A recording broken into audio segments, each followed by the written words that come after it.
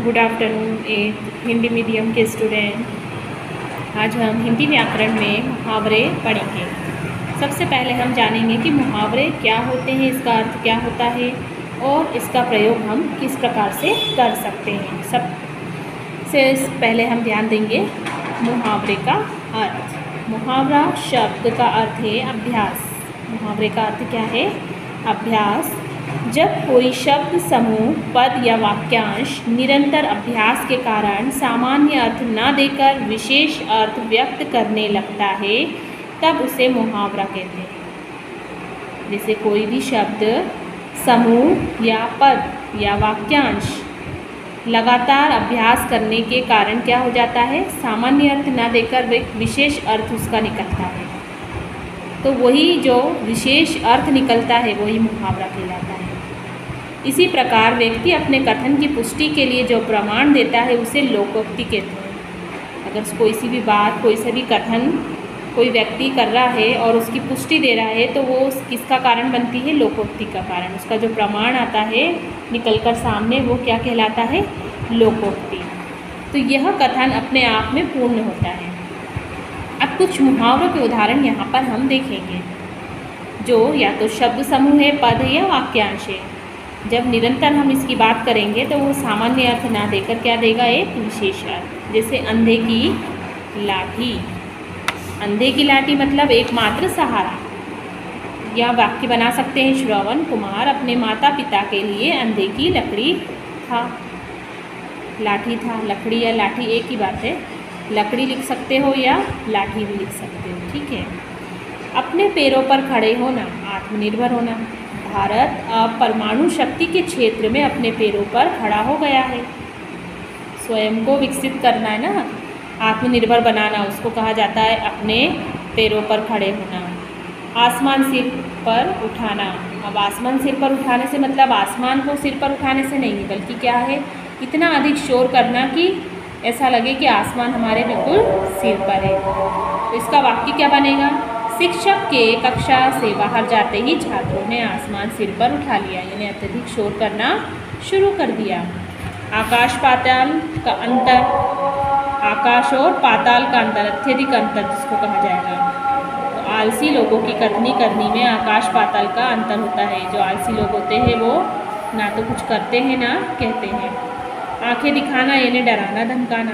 बोलते ना आंखें दिखा रहे हैं, यानी डरा रहे हैं बच्चों को। बच्चों को ज़्यादातर क्या किया जाता है? आंखें दिखाई जाती है ताकि वो उस काम को ना करें। तो यह वाक्य हम बना सकते हैं कि बच्चों को आंखें दिखाने के बजाय प्यार से समझाना चाहिए। अपना उल्लू सीधा करना यानी स्वार्थ सिद्ध करना, मतलब के लिए करते हैं ना लोग। जैसे आजकल नेताओं को देश सेवा में कोई मतलब नहीं है, वे तो सिर्फ क्या काम करते हैं? अपना उल्लू सीधा करना चाहते हैं। आँखों का तारा अति प्रिय यानी मोहन अपने माता पिता की आँखों का तारा था।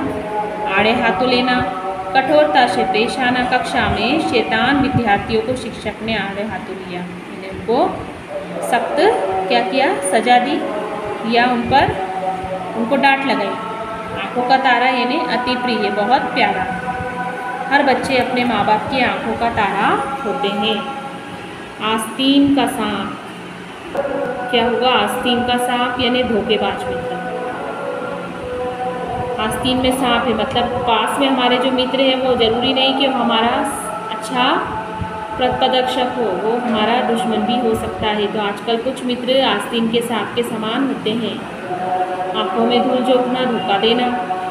आँखों में धूल झोंकने से व्यापार में सफलता नहीं मिलती है। अगर किसी को हम धोखा देंगे और आगे बढ़ने की सोचेंगे तो कभी भी उसमें सफलता प्राप्त नहीं कर पाएंगे। ईद का चाँद होना, बहुत कम दिखाई देना। जैसे ईद का चाँद साल भर में एक बार दिखता है, वैसे अगर कोई व्यक्ति अगर हमें बहुत दिनों तक नहीं दिखाई देता तो हम उसे कह सकते हैं कि आजकल तो आप ईद का चाँद हो गए हैं। ऊँट के मुँह में जीरा। ऊँट इतना कैसा रहता है? बहुत बड़ा रहता है और जीरा उसके मुँह में दिखाई भी नहीं देता, यानी आवश्यकता से भी कम। दारा सिंह पहलवान के लिए 100 ग्राम गुलाब जामुन तो कैसे रहते? ऊँट के मुंह में जीरे के समान थे। ओखली में सिर देना, जानबूझकर मुसीबत मोल लेना। बदमाशों से उलझना ओखली में सिर देने जैसा है। ओखली मतलब जिसमें हम मसाले वगैरह कूटते हैं। कफन सिर पर बांधना यानी मरने के लिए तैयार रहना। सैनिक कफन सिर पर बांधकर देश की रक्षा के लिए निकलते हैं। काला अक्षर भैंस बराबर, भैंस के लिए कोई अक्षर किसी काम का नहीं, उसी तरह निरक्षर के लिए भी कोई अक्षर किसी काम का नहीं, वो तो सिर्फ काले रंग का दिखाई देगा। तो सीताराम सरपंच को तो काला अक्षर कैसा लगा, भैंस बराबर ही लगा। कागजी घोड़े को दौड़ाना, व्यर्थ लिखा पढ़ी करना। आजकल सरकारी दफ्तरों में कागजी घोड़े दौड़ाने का काम अधिक होता है। किताबी कीड़ा, अत्यधिक पढ़ने वाला। गुलाबचंद तो किताबी कीड़े हैं, इसकी जगह आप किसी का नाम भी लिख सकते हो। कोल्हू का बैल, अत्यधिक श्रम करने वाला। शादी के बाद संजय कोल्हू का बैल बना था। इसे बैलों से क्या पूरे टाइम श्रम करवाते रहते हैं ना, इसलिए उसे कहा गया कोल्हू का बैल।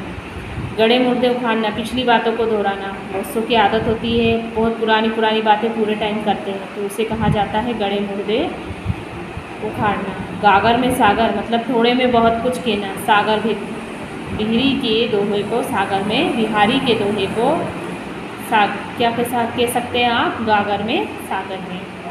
घी के दिए जलाना, खुशियाँ मनाना। जब भी कोई अच्छा कार्य होता है, त्यौहार होता है, तो हम घी के दिए जलाते हैं, जैसे कि हम दीपावली पर करते हैं। तो यहाँ हम कह सकते हैं कि श्री राम के अयोध्या लौटने पर नगरवासियों ने घी के दिए जलाए। घोड़े बेचकर सोना, निश्चित होना। बारात के विदा होते ही घर के सभी सदस्य घोड़े बेचकर सो गए। 9-2-11 होना, यानी फरार होना, भाग जाना। चोरी करके चोर क्या हो गया, 9-2-11 हो गया। लोहा मानना, हार मानना।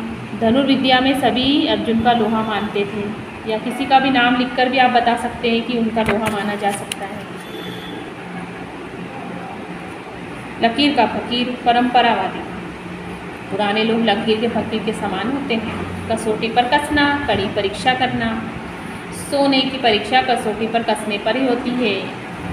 यथा नाम तथा गुण, मतलब जैसा नाम है वैसे उसके गुण होना चाहिए। तो यहाँ पर नाम आप किसी का भी लिख सकते हैं, लिखकर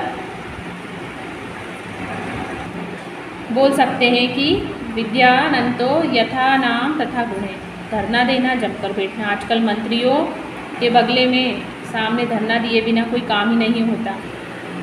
अगला है टस से मस ना होना, यानी तनिक भी विचलित ना होना। बहुत से बच्चे क्या होते हैं, बार बार कहने पर भी टस से मस नहीं होते, वो काम करते ही नहीं हैं।